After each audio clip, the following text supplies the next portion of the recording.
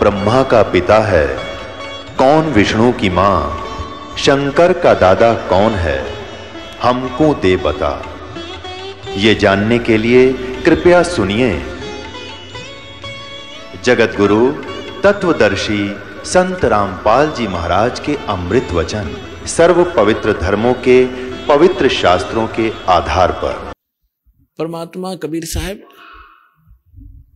प्रत्येक युग में आते हैं और वो उनकी परवरिश की लीला होती ही ऐसे है। अभी 600 वर्ष पहले जब कलयुग में परमात्मा आए, लहरतारा तालाब पर कमल के फूल पर आकर विराजमान हुए थे। वहां से नीरू नीमा नाम के एक जुलाहा उठा ले गए थे धानक, और उन्होंने 25 दिन तक ना दूध पिया ना अन्न खाया।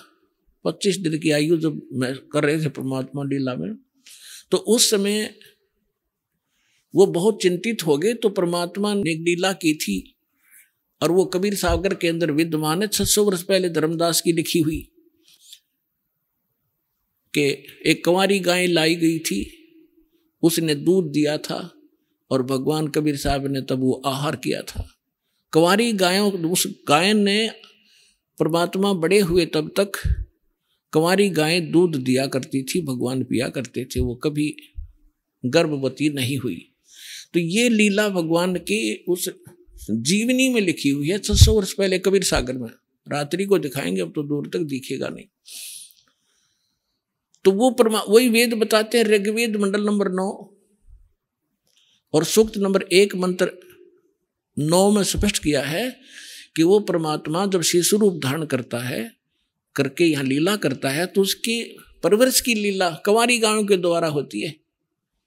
तो who is God? Kabir is God. और who Kabir? Who is Kabir? वो धानक रूप रहा करतार फाई सुत। अब उन महापुरुषों ने जिन्होंने भगवान मिला, उनमें से कौन कौन है आपको दिखाते हैं। आदरणीय धर्मदास साहिब जी बांधोगढ़ वाले, उनको भगवान मिले। आदरणीय मलुकदास साहिब जी,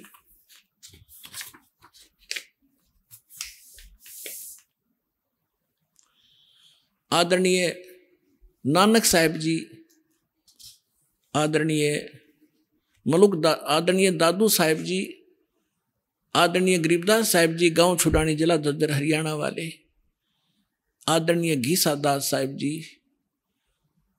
गांव खेखड़ा जिला बागपुर यूपी वाले, आदरणीय स्वामी रामानंद जी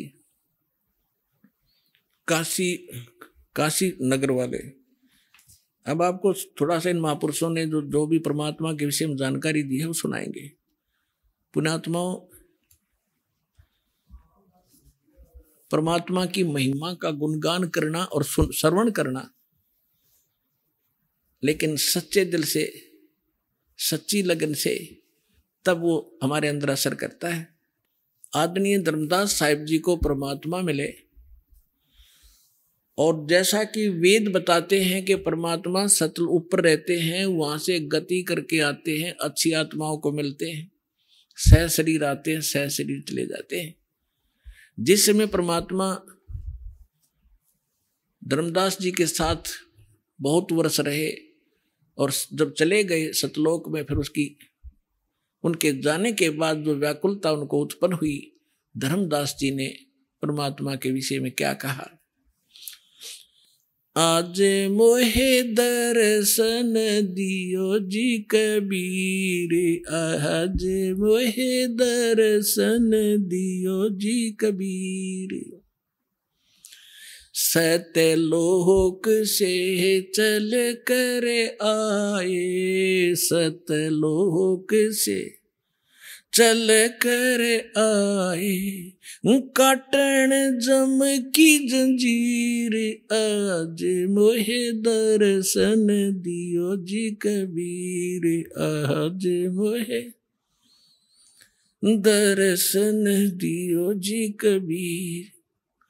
थारे दर्शन से मारे पाप कटत हैं, थारे दर्शन से मारे पाप कटत है, निर्मल होवे जी शरीर, आज मोहे दर्शन दियो जी कबीर आज मोहे, दर्शन दियो जी कबीर। अमृत भोजन मारे सतगुरु जी में, अमृत भोजन मारे सतगुरु जी में, शब्द दूध की खीर आज मोहे, दर्शन दियो जी कबीर आज मोहे। हिंदू हो के तुम देव कहाए, हिंदू हो के तुम देव कहाए, मुसलमान के पीर आज मोहे, दर्शन दियो जी कबीर आज मोहे, दर्शन दियो जी कबीर। दोनों दीन का झगड़ा छिड़ गया, दोनों दीन का झगड़ा छिड़ गया, टोहे ना पाए शरीर आज मोहे, दर्शन दियो जी कबीर आज मोहे। धर्मदास की अर्ज गुसाई, धर्मदास की अर्ज गुसाई, खेवा लंगाइयों पर ले तीर आज मोहे, दर्शन दियो जी कबीर आज मोहे, दर्शन दियो जी कबीर। धर्मदास जी ने क्या बताया कि सतलोक से चलकर आए और काटन जम की जंजीर। गरीबदास साहब जी कहते हैं, सतगुरु आए दया करी, ऐसे दीन दयाले, बंदी छोड़ वृत्तास कहा, जठर अग्नि प्रतिपाले। अजब नगर में ले गए हमको सतगुरु आने। परमात्मा गरीबदास साहब जी कहते हैं, गांव छुड़ानी जिला दद्दर वाले, अजब नगर में, उस अजब सतलोक में जो भगवान जहाँ रहते हैं, अजब नगर में ले गए हमको सतगुरु आने, आकर लेकर गए सतलोक में, फिर वापस छोड़ा। जल के बिंब अगाध गति, वहां सूते चादर ताने। गीता अध्याय नंबर 18 के श्लोक नंबर 62 में कहा कि अर्जुन तू सर्वभाव से उस परमेश्वर की शरण में जा, उसकी कृपा से तू परम शांति को और सनातन परम धाम को प्राप्त होगा। यहाँ गरीबदास जी क्या कहते हैं, अजब नगर में ले गए हमको सतगुरु आने, यहाँ से आकर लेकर गए। जल के बिंब अगाध गति, वहां सूते चादर ताने। चादर तान का सोना मुहारा है हमारे यहाँ देसी लोकल लैंग्वेज का, मैं ये भाषा में लिखा हुआ है। ये कहा करते कि कैसे चादर तान के सो गया, जैसे कोई लेट रहा होता, सो रहा होता, कि कैसे चादर ताने सोया है, काम हो लिया तेरा पूरा, यानी कोई काम नहीं रहा तेरे को, निश्चिंत होकर सोना, चादर तान के सो जाना, कि वहां जाकर मुझे परम सुख हुआ।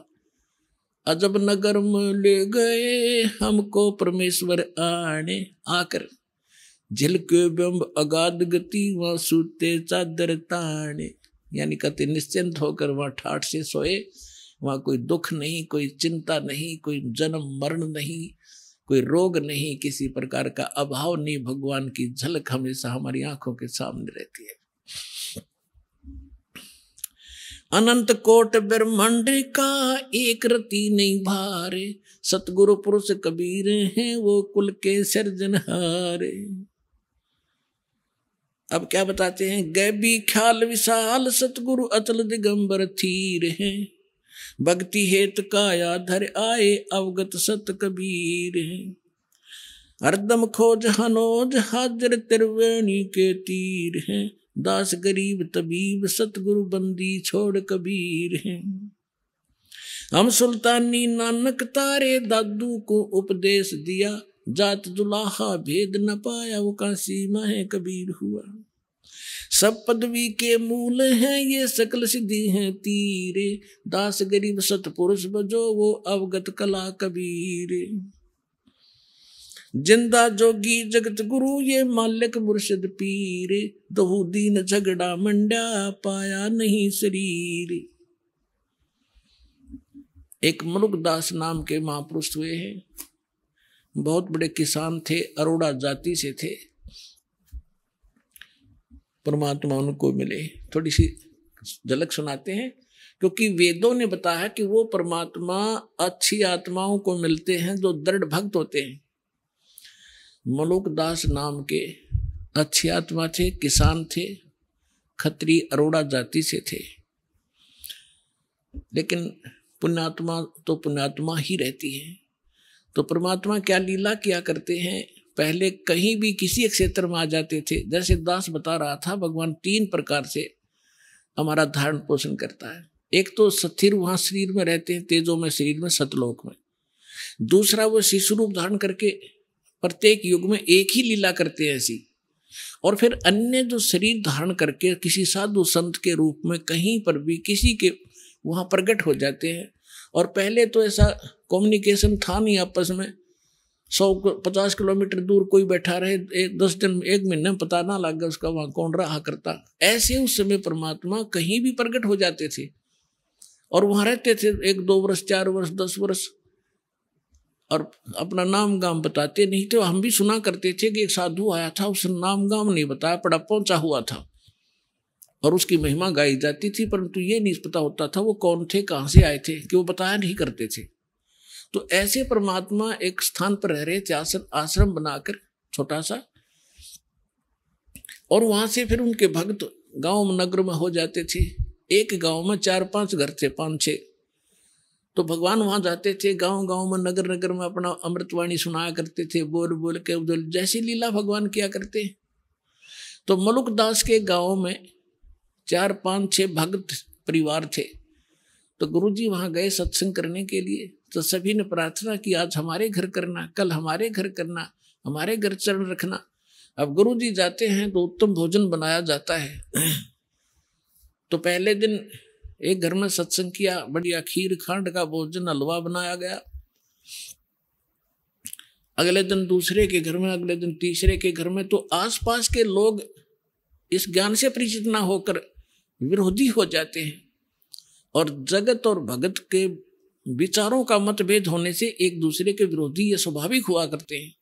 क्योंकि जो क्रियाएं भक्तों की होती है वो जगत की नहीं होती, और जगत को वो अच्छी नहीं लगती, और भक्तों के लिए वही फाइनल होती है, उसी से उनका कल्याण होता है। जिस कारण से वो गांव का चौधरी था, 800-900 बीघे जमीन थी उस मुल्कदास के।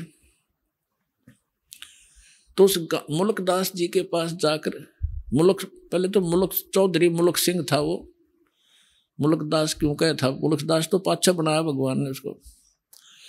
अब चौधरी मुल्क सिंह अरोड़ा जी के पास गांव के कुछ व्यक्ति गए, जी ऐसे ऐसे गांव में ठग आ गया है और लूट रहा है, बढ़िया माल खावे है, खीर खांड के भोजन खाता है, और ये अपना बिगाड़ रहा सारे हिसाब किताब को। और ब्रह्मा विष्णु महेश के बारे में वो उठ पटांग बोलता है। अरोड़ा जी भी कृष्ण जी के पुजारी थे, मुल्कदास जी।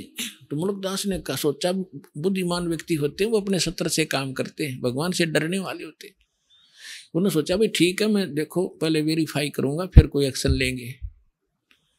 अब कुदरती वो सुबह घूमने के लिए जा रहा था, जिस रास्ते से वो जाया करते थे उसके साथ में किसी भगत का मकान था, उसमें भी उस दिन हलवा बन रहा था। हलवे की महक जाया करे दूर तक। तो उसने देखा रहा क्या हो रहा है भाई। मुल्कदास जी ने, मुल्क सिंह ने देखा, वो झांक कर, क्या कर रहे हो तुम, आज किस खुशी में हलवा बना रहे हो। उन्होंने बताया, चौधरी साहब हलवा तो कद्दे बना ले, हमारे गुरुजी आए हैं, राजो आप भी खा लो, और सत्संग हुआ है, हमारे गुरुजी आए इसलिए बना रखे हैं। तो उसने देखा कि यूं है वो गुरुजी दिखा है, कहाँ ये। कहने लगा कितने दिन हो गए तुम्हारे गुरुजी का आए, अजी आज चौथा दिन है। कहाँ तुम्हारे गुरुजी को, बैठे सामने। मुल्कदास चौधरी साहब गया वहां पर, कहने लगा भाई ठग, तू करके क्यों नहीं खाता, क्यों दुनिया को ठगता है।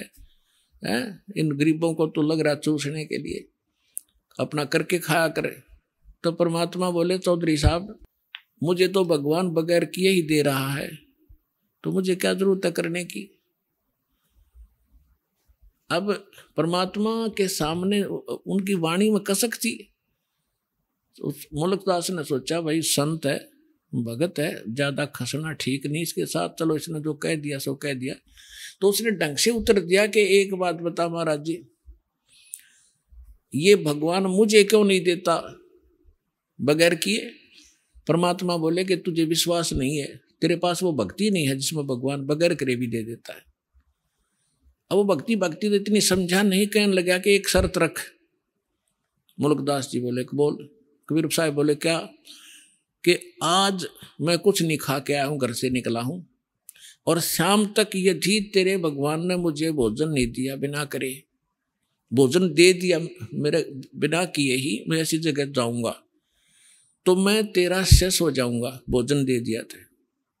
और नहीं भोजन दिया मुझे तो तुझे अपने खेतों में मजदूर लगाऊंगा, मंजूर है।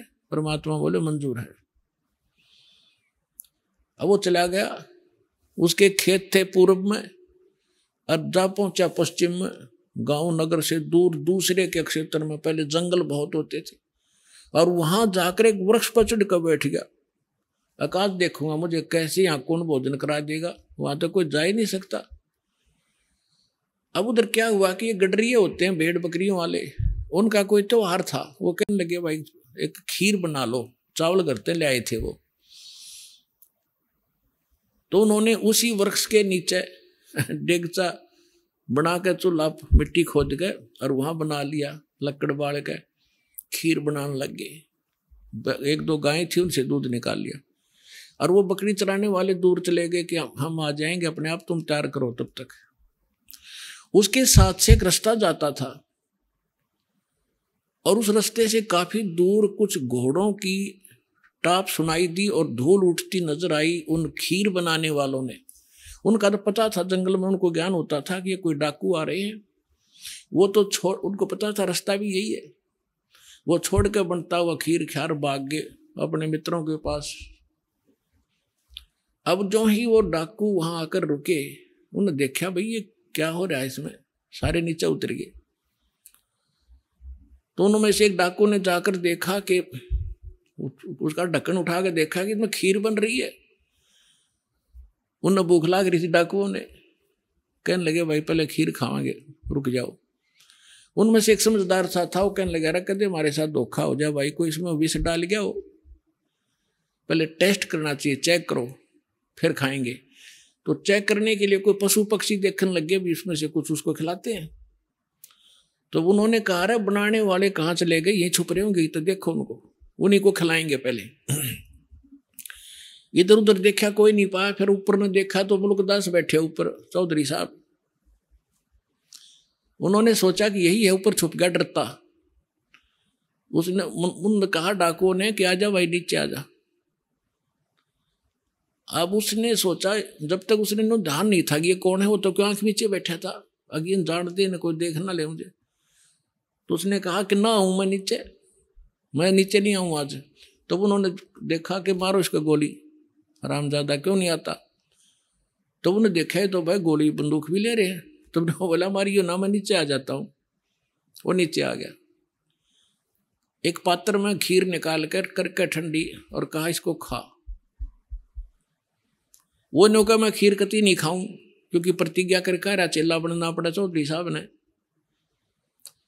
और उनका पक्की जचगी, किसी ने कुछ ना कुछ मिला रखा है निकम्मे ने, पक्का चोर है। वो खीर तो नाटे, वो धक्कत खाओ, उसका दो मारे जूत लात मारी, अखा बैठ के। वो इतनी थोड़ी डाल रखी थी, और डाली को और खा, जल्दी पता लग गया कि नहीं खाओगा तो जल्दी पता लगेगा इसका। 1 घंटे वहां बैठाए रखा, फिर उसने सारी कहानी बता दी। जी मैं इसलिए नाटू था, मारो मत मरा, हमारी एक संत के साथ प्रतिज्ञा थी, आज वो सफल हो, मैं हार गया। तो उन्होंने बोले बात जा तू जाते।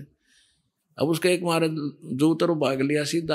अब वो जब उसके ऊपर आपत्ति आई तू डाकुआ का फंस गया, अरे इनका इन कौन पूछनी आई, मार देंगे गोली तेरे। तब याद किया उसी को, हे उनके गुरु जी का नाम तो जाना नहीं था, उन गाँव वालों के नाम जानता था, गाँव वाले के, कि हे धन्ना के गुरु जी आज मेरी जान बचा दे, मैं तेरा पक्का चेला बनूंगा। और जान तो बचानी थी परमात्मा ने, तो पक्की निश्चय कर लिया कि आज जान बच गई, जानते चरण छूंगा उस महापुरुष के।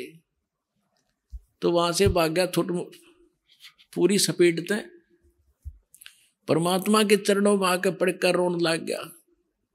परमात्मा बोले, सुना भाई भगवान ने सेवा करी कुछ? बोला जी आपका भगवान तो मर मर खीर खिलावा है, और मैं आपका चेला, आप मेरे गुरुजी, मेरी जान बख्श दिया आपने। तो तब उस मुल्कदास ने क्या कहा, जब सारे ज्ञान से परिचित हुआ और सतलोक में ले गए भगवान, फिर वापस छोड़ा उस प्यारी आत्मा को।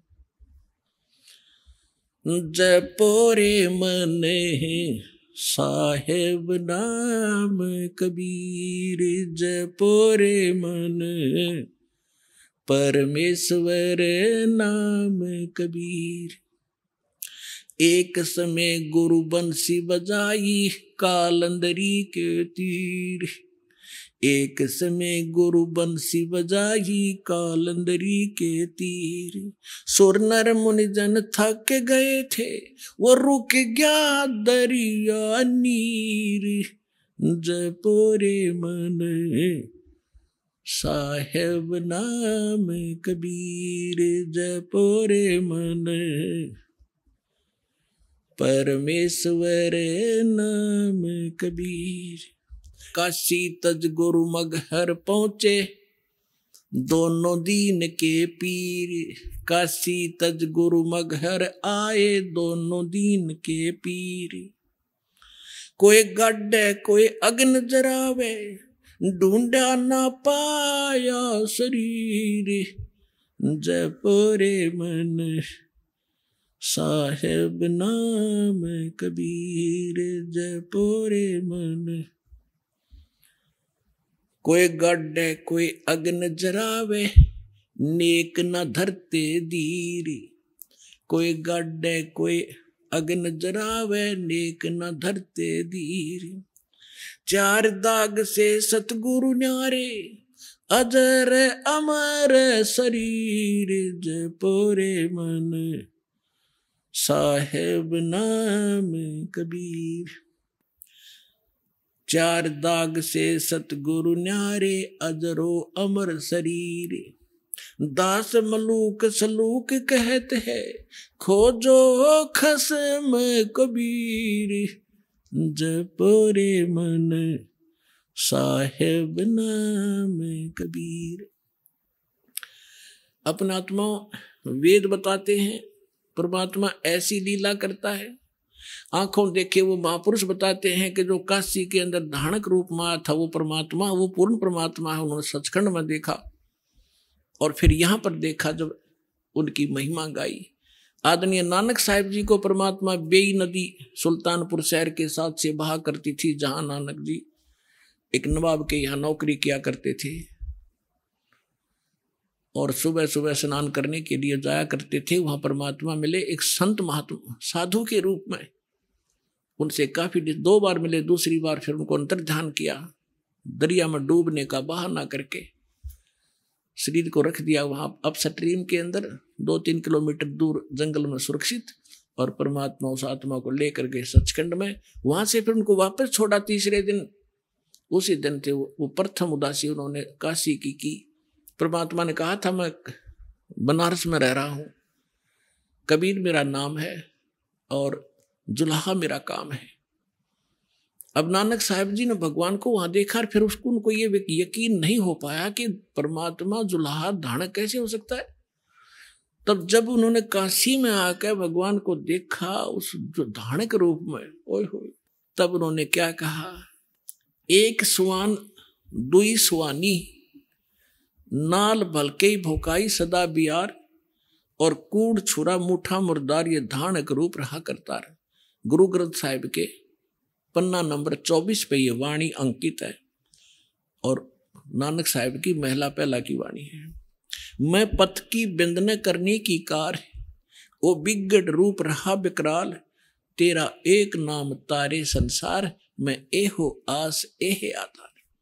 कि ये काल तो विकराल है, ये तो बिगड़ रूप है, यहाँ का बुरा हाल कर रखा इसने, और मुझे आपके उस सतनाम की आस है, उसी का मुझे आधार है, और आपका ये सतनाम पूरे विश्व को पार कर दे।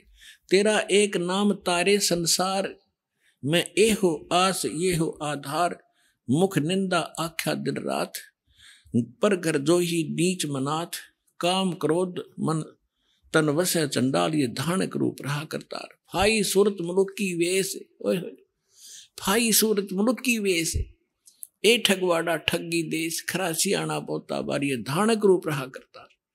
परमात्मा को काशी में देखा जब नानक साहब जी ने कि ये ठगवाड़ा ठगी देश, प्यार से कह रहे ये ठग, ये बैठा भगवान खुद, जो मैंने सचखंड में देखा वो जो का तू ये धानक रूप रहा करतार, लोगों धानक रूप रहा करता। फिर कहा था कि 731 पृष्ठ पे कहा है कि नीच जात अंधला चुंधला, नीच जात परदेसी मेरा, खिल आवे तिल जावे, एक सेकंड में यहाँ 1 सेकंड में ऊपर पावे, अर्ता की संगत नानक रेंदा, कैसे मुंडा पावे। 721 पृष्ठ पे गुरु ग्रंथ साहिब में लिखा है कि एक अर्ज गुप्तम पेश तो दर कून करतार, हक्का कबीर करीम तू बे ए परवरदिगार, के हे सत कबीर हक्का कबीर बे ऐब परवरदिगार, तू सच्चा करतार है, सारी सृष्टि का रचनहार तू ही है। तो इस प्रकार इन महापुरुषों ने परमात्मा को पाया। और जैसे आदरणीय दादू साहेब जी ने जब परमात्मा मिले थे 7 वर्ष की आयु में, बालक थे छोटे से दादू जी, परमात्मा उनको सचखंड लेकर गए। 3 दिन 3 रात तक बेहोश पड़े रहे, कोमा में थे दादू जी। सारे हाहाकार मच गई, रिश्तेदार इकट्ठे हो गए, सब वैद्यों को झाड़ फूक वालों को करवा लिया, दिखा लिया, कुछ नहीं हुआ। जब तीसरे दिन परमात्मा ने वो आत्मा वापस छोड़ी, उसके बाद वो खड़े हुए और देखा हाहाकार मच रही थी। वैसे तो सोपन भी बांध लेते, जब देखा हो मैं तो भगवान के साथ गया था, मैं तो परमात्मा के साथ गया था, और 3 दिन तक वहां देखा, और ऐसे ऐसे जैसे रास्ते में जो दिक्कतें आती हैं वो भी दिखाई दादू जी को। फिर क्या बताया है, जिन मुझको निज नाम दिया सोए सतगुरु हमारे, दादू दूसरा कोई नहीं वो कबीर सिरजनहारे। अब आदरणीय रामानंद जी को परमात्मा ऐसे लेकर गए थे, सचखंड ले गए। वो ज्यादा विद्वान पाक रहे थे, संस्कृत भाषा घनी जाने थे, ब्राह्मण कुल में जन्म था, 1400 ऋषि बना रखे थे जो उनके द्वारा प्राप्त ज्ञान को आगे जनता में प्रचार किया करते थे, और बहुत बड़ा बोलबाला था। 104 वर्ष के वृद्ध हो चुके थे रामानंद जी, जो परमात्मा कलयुग में काशी में आए हुए थे। वो लीला में आयु 5 वर्ष की लीला में आयु थी भगवान की, यानी 99 वर्ष का अंतर था। परमात्मा 5 वर्ष के और रामानंद 104 वर्ष के महर्षि विद्वान, कंठस्थ याद कर रखा चारों वेदों के मंत्रों को, गीता को, पुराणों को, और बोला धारावाहिक संस्कार सुनाया करते थे। जब परमात्मा ने उसकी अपना ज्ञान के सामने उसके ज्ञान को तोला, और ज्ञान सब ज्ञानड़ी कबीर ज्ञान सो ज्ञाने, जैसे गोला तोब का भाई करता चले मैदान। रामानंद जी विष्णु के उपासक थे और गीता जी को अध्याय किया करते थे, एकादशी का व्रत करते थे। परमात्मा ने एक ही प्रश्न किया था कि कौन ब्रह्मा का पिता है, कौन विष्णु की माँ, शंकर का दादा कौन है, पंडित जी दे बता। अब रामानंद जी इस बात पर हंसे कि बालक क्या बोल रहा है तू, ये तो अजरो अमर है, सर्वेश्वर है, महेश्वर है, स्वयंभू है। विष्णु जी स्वयं मालिक हैं, सारे ब्रह्मांडों के रचयिता है, इनके कोई माता पिता नहीं। परमात्मा ने कहा कि देवी भागवत पढ़कर देखो 3रे स्कंद में। अब उसको कंठस्थ याद थे रामानंद को, परमात्मा ने सारा बता, तुरंत समझ गया कैसा ही लिखा है, और खोल कर देखा। फिर शिव पुराण के अंदर बताया कि रुद्र संहिता को निकालो 5 से लेकर 9 अध्याय में, उनको याद था, उठाने की जरूरत नहीं थी। कहाँ तो ये श्री विष्णु जी की उत्पत्ति काल रूपी ब्रह्म से, जिसको तुम सदा शिव कहते हो, और दुर्गा जिसको तुम शिवा कहते हो, ये दुर्गा है। अब सारा कुछ समझकर रामानंद जी ज्ञानमत हो गया, फेल। फिर उसने सोचा कि मैं अभ्यास करता हूँ, समाधिस्थ होता हूँ, अंदर समाधि लगाता हूँ। तो परमात्मा ने कहा, उसने कहा जी मैं समाधि लगाता हूँ और बहुत दूर तक देख के आता हूँ ऊपर के नज़ारों को। परमात्मा बोला कि समाधि लाओ। ज्यों ही उसने समाधि लगाई, अभ्यास था, आगे पहुंच गया कति लास्ट में। क्योंकि ये जो शरीर है, ये इस ब्रह्मांड के अंदर इसका सारा नक्शा है ब्रह्मांड का। और सूक्ष्म शरीर जो इस जब समाधि चलती है, इससे हट ऊपर नजर बाहर निकल जाता है और उसके अंदर फिर बहुत लंबाई हो जाती है इसकी, ब्रह्मांड के सिर लग जाता है ऊपर जा करके। और इसका थोड़ी सी झलक कभी देखनी हो तो सुबह या शाम के समय या सूर्य की तरफ पीठ करके अपने शरीर की छाती पर छाया पर देखना 1-2 मिनट एकटक, और फिर उसको सामने देखना। ऊपर नीचे से लेकर आपका सूक्ष्म शरीर की एक झलक दिखाई देगी। इतना बड़ा आसमान का सिर अड़ा दिखाई देगा आपको। ये इतना बड़ा बन जाता है, जिसको विराट भी कहते हैं। लेकिन इस फंडों में आपने बढ़ना नहीं, लेकिन एक विज्ञान ज्ञान को समझने के लिए आपको ये हिंट दिए जाते हैं। तो जब आगे वो पहुंचे, अब त्रिकुटी पर जाकर, त्रिवेणी पर जाकर, वहां 3 रास्ते हो जाते हैं। त्रिवेणी पर जाकर कहते हैं योग युग प्राणायाम कर जीता सकल शरीर, और त्रिवेणी के घाट पर वह अटक रहे बलबीर। अब परमात्मा 5 वर्ष की आयु में उनको साथ दिखाई देते ऊपर बैठे। वहां जाकर खड़े हो गए, स्वामी जी आगे भी जाना था, कहा मैं यहां तक आता हूं, अब आगे कैसे जाओगे, कहाँ जाओगे? अब पता नहीं कहाँ जाऊंगा। ये डले डोण की आदत पड़ गई, बस ऊपर देख लिए, छोटे नज़ारे हो गए पार। परमात्मा बोले ये 3 रास्ते हैं, मैं बताता हूँ। ये रास्ता आपका मृत्यु के उपरांत खुलेगा। उस समय आप जाओगे धर्मराज के लोक में, वहां जैसा आपका जिस इष्ट रूप में साधना जिसकी की है, उसके लोक में भेज दिए जाओगे। और फिर जब आप विष्णु के उपासक को विष्णु लोक में जाओगे, विष्णु जी नाशवान है, इनकी जन्म मृत्यु होती है। आपने देवी भागवत में पढ़ लिया, देवी पुराण में। और जब विष्णु जी नाशवान है तो आप स्थायी कैसे होगे? 18वें अध्याय के 62वें श्लोक में गीता में लिखा है कि उस परमेश्वर की शरण में जाओ, उसकी कृपा से तो शाश्वत स्थान को प्राप्त होगा, परम शांति को प्राप्त होगा। गीता अध्याय नंबर 15 के श्लोक नंबर 4 में कहा कि तत्वदर्शी संत की प्राप्ति के उपरांत तत्व ज्ञान से उस अज्ञान रूपी शस्त्र को शस्त्र से काट कर उसके पश्चात परमेश्वर के उस परम पद की खोज करनी चाहिए, जहां जाने के बाद साधक फिर लौट कर कभी संसार में नहीं आता। आप विष्णु जी के पुजारी हो। रामानंद जी कह रहे थे कि विष्णु यानी श्री कृष्ण जी विष्णु है, कि श्री कृष्ण जी ने गीता बोली, ज्ञान गीता का दिया। परमात्मा बोले तो आपकी बात बड़ी मान लेते हैं।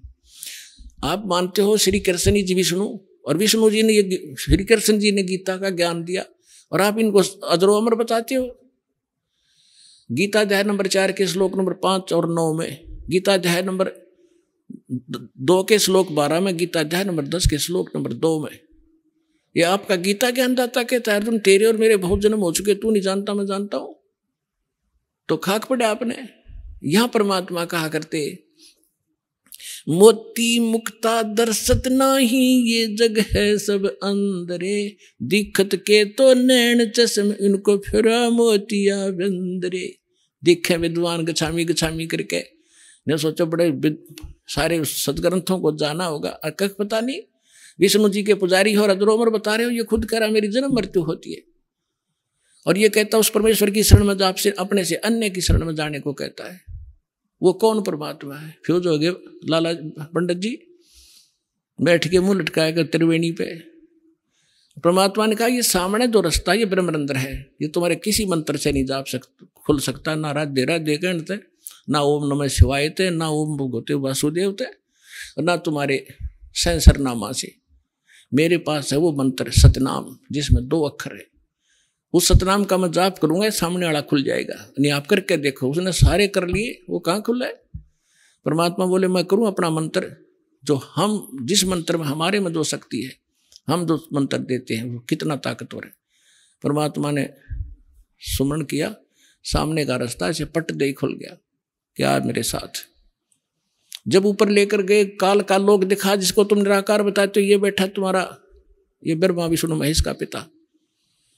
फिर 11वां द्वार पार करके इस अक्षर पुरुष के लोक में 7 सिंह ब्रह्मांड को में प्रवेश हुआ। फिर उसको पार करके 12वां द्वार पार करके सतलोक में गए।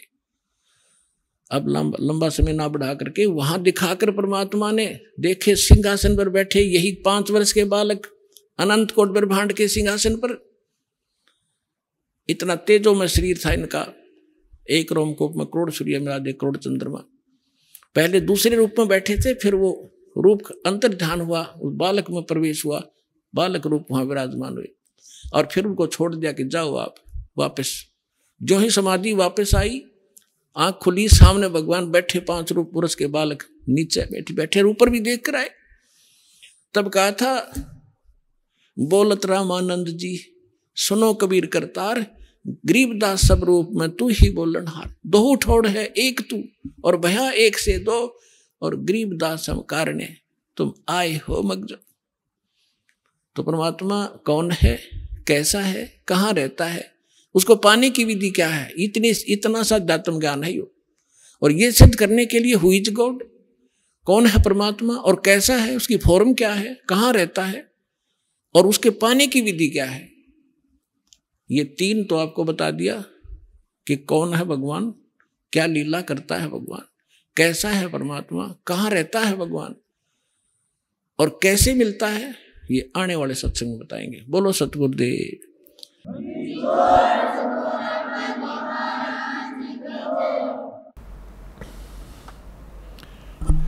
परम पिता परमात्मा पूर्ण ब्रह्म सर्व सृष्टि रचनार कबीर देव कबीर साहिब कबीर परमेश्वर जी की असीम रजा से आप सभी परमेश्वर की प्यारी आत्माएं परमात्मा की महिमा सुनने के लिए उपस्थित हुए। लखबर सूरा जूझ ही लखबर सामदे लखबर यति जहान में तब सतगुरु शरणालय। जो पुण्यात्माएं वर्तमान के अंदर मानव शरीर प्राप्त हैं, उनके पिछले पनों की कोई गणना नहीं की जा सकती कि युगों युगों के आपके कितने शुभ संस्कार आपके साथ हैं। उनसे भी पुण्यकर्मी प्राणी वो हैं जो बरवाला आश्रम, सतलोक आश्रम बरवाला, जिला हिसार, हरियाणा में पहुंचते हैं, दीक्षा प्राप्त करते हैं। पुण्यात्माओं, हमारे को सतगुरु नहीं मिले, हमारे को आध्यात्मिक टीचर ठीक प्राप्त नहीं हुए, जिस कारण से हम परमात्मा से मिलने वाले जो लाभ होते हैं उनसे वंचित रहे और मानव शरीर को व्यर्थ करके हम संसार छोड़कर चले जाते हैं। आगे चल के ना जाने कितने कष्ट हम उठाया करते थे, उनका हमें ज्ञान नहीं था कि इससे आगे भी कुछ है। अब परमात्मा के इस तत्व ज्ञान से, इसके प्रकाश से हमें वर्तमान का और भविष्य का और भूत की जानकारी होने लगी। भूत की कैसे है, वर्तमान की कैसे है और भविष्य की कैसे हुई। आज कोई दुखी है वो अपने पाप से है, आज कोई सुखी है तो अपने पुण्य से है। ये विधान है परमात्मा का, इस बात को सभी मानते भी हैं। कोई दुखी प्राणी है वो अपने आप ही कहा करता है कि ना जाने मेरा कौन सा पाप आगे अड़ गया। और जो सुखी होते हैं उनको उनके विषय में सभी कहते हैं भाई घने अच्छे कर रखे थे आपने पिछले जन्म में। तो इससे हमें भूत और वर्तमान की जानकारी हुई। भविष्य की जानकारी परमात्मा ने कराई कि कबीर हरि के नाम बिना राजा रसब होवे, मट्टी लदे कुमार के भाई घास न नीरे कोई। परमात्मा ने एक ही एग्जाम्पल ऐसा दिया है जिससे हम सहज में समझ सकते हैं। आम नागरिक राजा को बहुत ही बलशाली मानता है, समृद्ध मानता है। परमात्मा कहते हैं यदि राजा भी भक्ति नहीं करता है परमात्मा की, नेक्स्ट उसकी लाइफ गधे की होगी। अपने आत्मा अब यहाँ समस्या आती रही कि किसने देखा है, फिर वर्तमान के अंदर हमें वो सुख प्राप्त है जिससे हम गने फूल गए और भूल गए कि आगे दुख भी होंगे, और फिर ये बात कहकर छोड़ देते हैं कि देखी जाएगी। तो ये हमारी अध्यात्म ज्ञानहीनता का ही परिणाम था। हमारे सद्ग्रंथ परमात्मा का विधान है, संविधान है, और संविधान की अवहेलना जो लोग करते हैं, आप यहाँ वर्तमान में देख लो, जो संविधान की अवहेलना करते हैं उनको यही दंडित किया जाता है। इसी प्रकार परमात्मा का विधान है, जो उसको तोड़ता है, उल्लंघना करता है, उसको भी दंड प्राप्त होगा। तो उसके विषय में हमने दृढ़ होने के लिए, सच्चाई से परिचित होने के लिए कुछ आधार बनाना पड़ेगा। हमारे सद्ग्रंथ इसका आधार हैं। उसके पश्चात वो महापुरुष जिनको परमात्मा मिले और परमेश्वर का विधान उन्हें प्राप्त हुआ, और तीसरे नंबर पर उन महापुरुषों ने बताया कि वो परमात्मा कौन है। उस परमेश्वर ने आके स्वयं अपना विधान अपने मुख कमल से बोला, जिसको तत्व ज्ञान कहते हैं, जिसको सूक्ष्म वेद कहते हैं, जिसके विषय में हिंट दिया गया है श्रीमद् भगवद गीता अध्याय नंबर 4 के श्लोक नंबर 32 में। गीता ज्ञान दाता ये ब्रह्म है, और परम अक्षर ब्रह्म यानी पूर्ण परमात्मा की वो जानकारी दे रहा है। अपने सतर का वो ज्ञान श्रीमद् भगवत गीता में अर्जुन को बता ही रहा है। उसके पश्चात वो कहता है कि विशेष जानकारी अध्यात्म मार्ग की परमात्मा स्वयं आके अपने मुख से ज्ञान देता है। उस परमात्मा के मुख से उच्चरित वाणी को तत्व ज्ञान कहते हैं। उसके अंदर धार्मिक यज्ञों की, धार्मिक अनुष्ठानों की जानकारी विस्तार से कही गई है। और चौथे अध्याय के 34वें श्लोक में गीता ज्ञानदाता कहता है कि उस तत्व ज्ञान को तू तत्वदर्शी संतों के पास जाकर समझ। उनको दंडवत प्रणाम करने से, कपट छोड़कर उनकी सेवा करने से वो तत्वदर्शी संत तुझे परमात्म तत्व की जानकारी तथा तत्व ज्ञान का उपदेश करेंगे। तो इससे एक तो ये सिद्ध हो गया कि गीता जी के अंदर वो ज्ञान नहीं है। यदि वो ज्ञान श्रीमद् भगवद गीता में ही होता तो वो कह देता कि उस अध्याय में पढ़ लेना। और इससे ये भी सिद्ध हो गया कि वो परमात्मा अन्य है गीता ज्ञान दाता से, और वही मोक्षदायक है। उसके द्वारा बताया गया ज्ञान जो है वो तत्व ज्ञान है। चौथे अध्याय के 32वें श्लोक में अनुवादकर्ताओं ने एक गलती की है। इसमें एक ब्रह्मणे शब्द है, ब्रह्मणे। इन्होंने ब्रह्मणे शब्द का अर्थ कर दिया वेद, और यही ब्रह्मणे शब्द है गीता अध्याय नंबर 17 के श्लोक नंबर 23 में। वह इन्हीं अनुवादकर्ताओं ने ब्रह्म ने अर्थ किया है सच्चिदानंद घन ब्रह्म, यानी परम अक्षर ब्रह्म, जिसके विषय में गीता अध्याय नंबर 7 के श्लोक नंबर 29 में गीता ज्ञानदाता कहता है कि जो उस तत्ब्रह्म से, सारे अध्यात्म ज्ञान से और सभी कर्मों से परिचित हो जाता है, वो व्यक्ति केवल जरा और मरण से ही छूटने के लिए प्रयत्न करता है।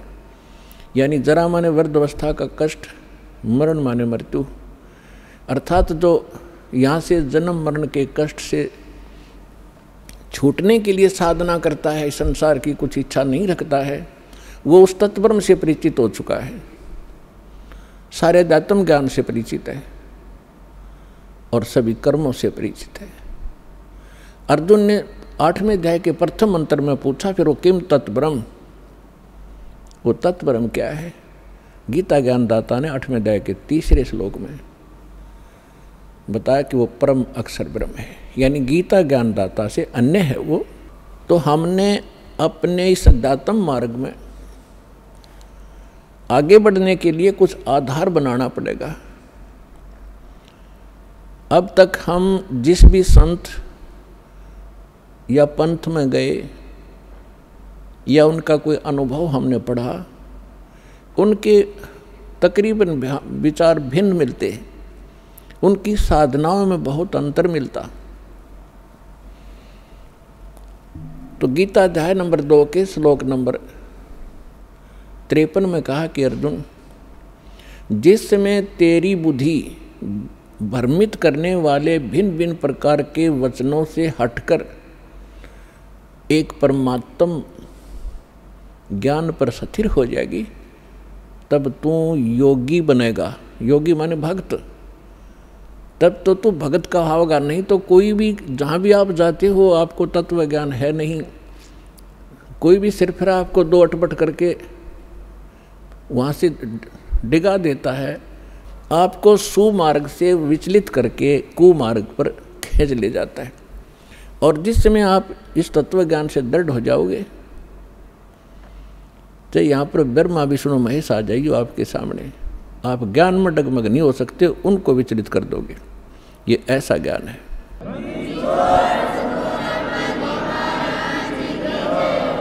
और तभी हम अपनी मंजिल पर पहुँचेंगे। रास्ते में ना जाने कितने ठग मिलते हैं भ्रमित करने वाले, तो फिर हम भ्रमित नहीं होंगे तो हम सुमार्ग पर अपने घर पहुंच जाएंगे, सतलोक चले जाएंगे, सदा हम सुखी हो जाएंगे जहाँ से हम आए हुए हैं। अभी तक हमें यही नहीं मालूम था हम आए कहाँ से हैं, हम यहाँ जन्म और मर क्यों रहे हैं। सारा जीवन हम डिवोट कर देते हैं अपने कोठी और बंगले बनाने में। आइए अब हम उन श्रद्धालुओं के अनुभव जानते हैं जो जगत गुरु तत्वदर्शी संत रामपाल जी महाराज जी से दीक्षा प्राप्त कर चुके हैं तथा उनके द्वारा बताए गए भक्ति मार्ग पर चल रहे हैं। नमस्कार सर। नमस्कार सर। सर क्या नाम है आपका? जी मेरा नाम आकाश चौधरी है। सर आप कहाँ के रहने वाले हैं? मैं स्टेट पंजाब डिस्ट्रिक्ट लुधियाना से हूँ सर। सर संत रामपाल जी महाराज की शरण में आने से पहले आप क्या भक्ति साधना करते थे? जी मैं संत रामपाल जी महाराज जी की शरण में आने से पहले शास्त्र विधि को त्याग कर मनमानी पूजा करता था, जैसे मंदिरों में जाना, तीर्थों पे जाना, मूर्ति पूजा, गुरुद्वारे चले जाना या और भी अन्य जैसे पीर पैगंबरों के धार्मिक स्थल है वहाँ पे जाके ये भक्ति साधना किया करता था सर। सर आपने इतनी भक्ति साधनाएं की, इनसे आपको क्या क्या लाभ प्राप्त हुए? सर भक्ति साधना से लाभ की बात करें सर, लाभ तो कुछ नहीं हुआ, उल्टा हानियाँ हुई। जैसे कि हम जैसे मन में इच्छा होती थी कि हर एक इंसान के मन में इच्छा होती है कि इंसान का परिवार, माता पिता, हमारे भाई बहन सब सुरक्षित रहे, बट ऐसा कुछ नहीं था। भक्ति करते हुए भी जो बीमारी आना है हम पे वो आ जाती थी, जो हानियाँ होनी होती थी वो हो जाती थी, तो विशेष लाभ तो कुछ नहीं मिलता था सर। सर आपने बताया कि आपको पहले की साधनाओं से कोई लाभ नहीं हुआ, तो फिर सर आप संत रामपाल जी महाराज की शरण में कैसे आए? जो सर संत रामपाल जी महाराज जी की शरण में ऐसे आए कि जो हम भक्ति साधना कर रहे थे उनके साधना करते हुए मेरे फादर साहब एक दिन बीमार हुए, तो दिन भर नॉर्मल से रहे, चल फिर नहीं पा रहे थे, टॉयलेट जाते थे, टॉयलेट भी नहीं हुआ। तो हम सोच कर हैरान हो गए कि ये अचानक ऐसा क्या हुआ पापा को। तो रात को हुआ, कुछ पापा को सफोकेशन सी होने लगी। तो हम एक नॉर्मल डॉक्टर क्लिनिक है वहाँ पे हमारे, वहाँ पे गए हम पापा को लेकर, पापा को दिखाया, उन्होंने एक टैबलेट दी, कहा कि भाई खाना खाने से पहले ये आप पापा को देना। तो जैसे हमने घर आए, पापा को टैबलेट दी, तो उसके जस्ट आफ्टर 10 मिनट एक वॉमिट हुई उनको, जिससे ब्लड निकला। तो हम हैरान हो गए कि आज तक कोई नशा पत्ता नहीं किया पापा ने, तो ये क्या है। तो फिर हम दोबारा उस डॉक्टर के पास गए, उन्होंने रेफ़र किया कि आप USP जैन हॉस्पिटल है वहाँ जाइए आप। वहाँ गए तो उन्होंने एक स्कैन किया, स्कैन से उन्होंने बताया कि इनको हार्ट में इन्फेक्शन है, आप कैंसर हॉस्पिटल ले जाएं। तो हम वहाँ से हम कैंसर हॉस्पिटल गए, उसी रात कैंसर हॉस्पिटल गए तो उन्होंने रीचेक किया, स्कैन किया, एक्सरे किया, तो उन्होंने भी बताया कि इनको जो है हार्ट में इन्फेक्शन है, आप इनको DMC ले जाएं। तो लुधियाना में एक DMC जो है बड़ा हॉस्पिटल है और सबसे महंगा हॉस्पिटल है, और हम एक छोटे परिवार से थे, इतना पैसा भी हायर नहीं कर सकते थे, अफोर्ड कर सकते थे कि पापा का इलाज करें। फिर भी कैसे करके हम उसी रात पापा को वहाँ लेके गए DMC, उन्होंने एडमिट किया। तो 3-4 दिन हुए थे। तो जैसे कि मैं गुरुद्वारे जाया करता था, तो मैटर लिखा रखा था मैंने मोटरसाइकिल पे वाहेगुरु। तो जिस कंपनी में काम करता था वहाँ एक संत रामपाल जी महाराज जी के भक्त हैं, उनका नाम अनुराग दास है। उन्होंने वो वाहेगुरु देखा तो उन्होंने मुझे समझाया कि ये वाहेगुरु क्या है। मैं कहा ये परमात्मा का जाप है, इससे परमात्मा की प्राप्ति होती है। तो उन्होंने कहा कि नहीं, ये परमात्मा का जाप नहीं, परमात्मा का जाप है जो सच्चा नाम है, जो गुरु नानक देव जी को वही नदी पे जो 3 दिन सचखंड रह के आए, जिंदा आत्मा के रूप में कबीर परमात्मा वही नदी पर उनको मिले और 3 दिन सचखंड रह कर आए। जो वहाँ पे उन्होंने परमात्मा का स्वरूप देखा, तो उस स्वरूप को देखकर उन्होंने वाहेगुरु का उच्चारण किया। तो ये वाहेगुरु वहाँ का उच्चारण है। और वहाँ पर उन्होंने कबीर साहब ने कहा था कि मैं काशी में आया हुआ हूँ और सतनाम तुम्हें वहाँ पर मिलूँगा, और वो सतनाम जो है 2 अक्षर का है। तो भगत जी ने बताया कि उस 2 अक्षर के बिना हमारी मुक्ति नहीं हो सकती। तो मन में एक झटका सा लगा कि भाई ये कैसे हो सकता है, आज तक तो हमें ये ज्ञान किसी ने बताया नहीं, अचानक उन्होंने बताया। तो मैंने उनसे पूछा कि ये प्रमाण कहाँ है। तो उन्होंने कहा था कि आप एक नेट पे भाई वाले वाली जन्म साखी सर्च मारो, वहाँ पे प्रमाण मिलेगा। तो मैं गूगल पे गया, सर्च मारा मैंने भाई वाले वाली जन्म साखी, तो जन्म साखी मैंने सर्च मारा, तो वहाँ पे ना संत रामपाल जी महाराज जी की फ़ोटो आई। तो जब मैंने संत रामपाल जी महाराज जी की फ़ोटो देखी, तो जैसे कि मैं सत्संग सुनता था, तो मैंने पहले भी सत्संग इनके सुने थे, बट कुछ समझ नहीं आता था क्योंकि सिंपल वे था, सत्संग ज्ञान समझाते थे, तो ऐसा लगता था कि गुरुजी आपस में बोल रहे हैं, क्या समझा रहे हैं, कुछ समझ नहीं आता था। तो फिर मैंने उनको फ़ोन किया, भाई कि आपके गुरुजी संत रामपाल जी महाराज जी हैं।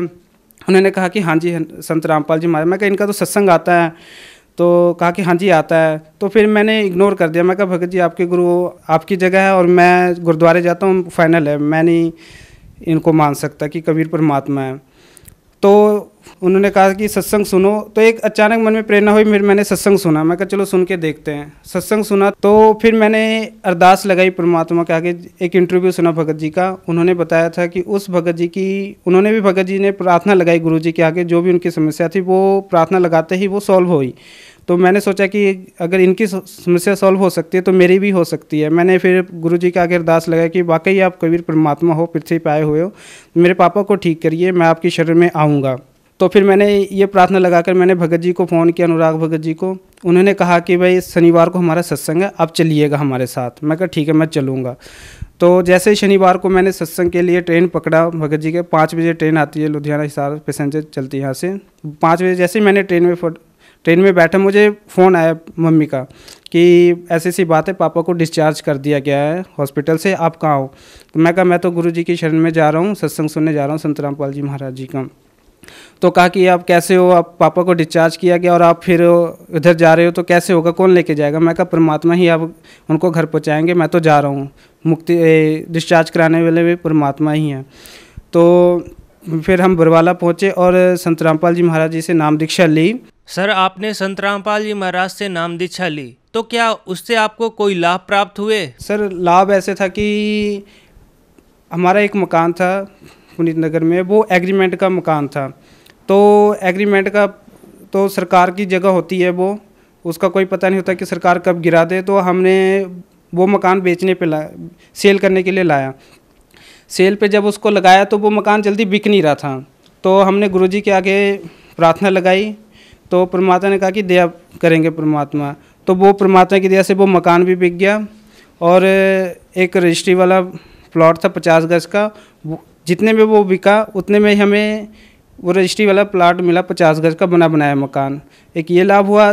बाकी लाभ जो भी होता है, मन में इच्छा होती है परमात्मा जी कि कुछ भी चाहिए होता है, मन में मनोकामना होती है, तो वो परमात्मा पूरी कर देते हैं। सर हमें जो मेरे फादर साहब पे जो वो बीमारी की समस्या आई थी, वो एक हमारे लिए एक परिवार, पूरे परिवार के लिए एक ऐसा पॉइंट, ऐसी सिचुएशन थी कि ऐसा लगा था कि भाई हमारा पूरा परिवार ख़त्म है, क्योंकि हमारे पास पैसे भी उतने नहीं थे जिससे हम उतना इलाज कर सकें, क्योंकि डीएमसी बहुत एक 1 वीक रहे पापा, करीब हमारा 80,000 का करीब खर्चा हो गया था, और हमारे पास इतने पैसे भी नहीं थे कि हम आगे अफोर्ड कर सके पापा को। तो हमने डॉक्टर को भी कह रहे थे कि 3-4 दिन हुए थे, डॉक्टर को भी कहा कि भाई प्लीज़ हमारे पापा को यहाँ से डिस्चार्ज करो, हमारे पास इतने पैसे नहीं हैं। तो डॉक्टर ने मना कर दिया कि भाई अभी नहीं, जब तक बिल्कुल तरह से स्वस्थ नहीं हो जाते तब तक नहीं करेंगे। हमने डॉक्टर साहब को भी बोला कि हमारे पास इतने पैसे नहीं हैं जो नहीं कर सकते, प्लीज़ आप डिस्चार्ज करो। बट वो डॉक्टर कहते नहीं, इलाज करा के ही आपको जाना पड़ेगा। तो मन में ये भी थी कि अब एक तरह का हम सोचे कि फंस गए हम। तो फिर जब गुरुजी के आगे अरदास लगाई तो नाम दीक्षा ली, तो परमात्मा ने वहाँ से वो पापा को डिस्चार्ज किया। सर, जो श्रद्धालु आपको देख रहे हैं उनको आप क्या संदेश देना चाहेंगे? जी, संदेश तो परमात्मा ही दे सकते हैं, बट एक रिक्वेस्ट करना चाहेंगे हम अपने भाई बहनों से, देश की पूरी जनता से, और स्पेशली उन बड़े बड़े नेताओं से, like respectable Narendra Modi ji, CM Manohar Lal Khattar जी, और रिस्पेक्टेबल राष्ट्रपति जी, इतने पढ़े लिखे एजुकेटेड हैं जो आज देश के विकास के लिए पूरे इनकी निकले हुए हैं कि हम देश का विकास करेंगे, देश में शांति लाएंगे, गरीबी दूर करेंगे। तो उन सबको ये मैसेज देना चाहूँगा कि प्लीज़ एक रिक्वेस्ट है आप सबसे कि देश में शांति जो आ सकती है, सिर्फ संत रामपाल जी महाराज जी के ज्ञान से ही पूरे विश्व में शांति आ सकती है। जैसे कि गीता अध्याय 18 के श्लोक 62 में बताया गया कि अर्जुन, पूर्ण शांति के लिए तू उस परमेश्वर की शरण में जा जिसकी कृपा से तू परम शांति और शाश्वत स्थान को प्राप्त करेगा। तो परम शांति जो है, जब हम शास्त्र अनुकूल भक्ति करेंगे तभी पूरे विश्व में आ सकती है, और वो शास्त्र अनुकूल भक्ति सिर्फ संत रामपाल जी महाराज जी के पास है। तो पूरे विश्व से, अपने भाइयों बहनों से, जो मेरे पेरेंट्स हैं, जितने भी रिलेटिव हैं, फ्रेंड हैं, या पूरे विश्व की जितनी भी जनता, उन सबसे रिक्वेस्ट करूंगा कि प्लीज़ आज पृथ्वी पर सतगुरु संत रामपाल जी महाराज पूर्ण संत और पूर्ण परमात्मा कबीर साहब के रूप में आए हुए हैं, उनसे नाम दीक्षा लीजिए। और मनुष्य का जो मेन उद्देश्य है, हमारा जो एक मनुष्य की जो मनुष्य लाइफ की वैल्यू है, वो 84 लाख योनियाँ भुगत कर हमें मिलती है, और इतने कष्ट भोगने के बाद हमें एक मनुष्य जन्म मिला है, और इसको भी सत भक्ति के बिना ऐसे ही गुजार देंगे तो मनुष्य जीवन व्यर्थ है। तो यही प्रार्थना करूंगा कि प्लीज़ आप संत रामपाल जी महाराज जी का एक बार सत्संग सुने, ज्ञान को समझे, परमात्मा को पहचाने, और जो वेदों में सत भक्ति बताई गई है उनके अनुसार भक्ति कर कर अपना जन्म मरण का रोग कटाएं। सर, जो श्रद्धालु संत रामपाल जी महाराज से नाम दीक्षा लेना चाहते हैं वह नाम दीक्षा कैसे ले सकते हैं? जैसे टीवी पर एवरीडे चैनलों पे संत रामपाल जी महाराज जी का सत्संग आता है, उन सत्संग को सुने, ज्ञान को समझे, और नीचे सत्संग के नीचे चैनल पे एक पीली सी पट्टी होती है, उन पे नंबर लिखे होते हैं। तो अगर आप नाम दीक्षा लेने के इच्छुक हैं तो उन नंबर पे कांटेक्ट करें, और वो आपको गाइड करेंगे कि कहाँ से आप जिस भी स्टेट के होंगे वहाँ आपको उसी स्टेट में आपको नाम मिल जाएगा। धन्यवाद सर। जी धन्यवाद, थैंक यू सर।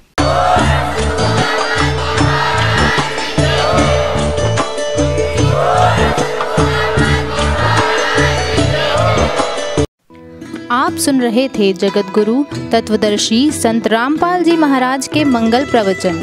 अधिक जानकारी के लिए संपर्क करें